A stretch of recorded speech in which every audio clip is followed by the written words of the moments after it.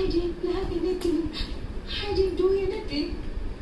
Okay, మరి ఎందుకు నువ్వు అబద్ధం చెప్పావు? అసలు ఏం దాచాలనుకుంటున్నావు? మీరు నన్ను ఇక్కడ బలవంతంగా ఉంచుతున్నారు. నేను ఏ తప్పు చేయలేదు. నా లాయర్తో మాట్లాడాలి.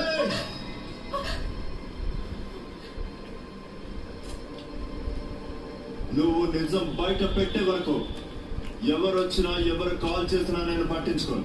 ఎవరు నేను తీసుకెళ్ళలేరు.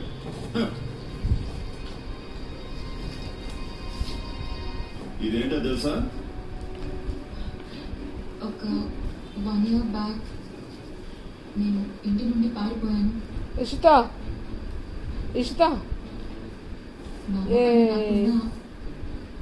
కోపం అంతా కూడా ఒక లెటర్ రాశాను. తర్వాత వెళ్ళిపోయాను.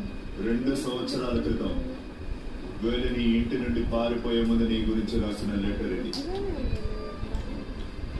ఇందులో తన నీ గురించి ఏం రాసిందో తెలుసా? చదవమంటావా? Don't read that letter. Don't read that letter.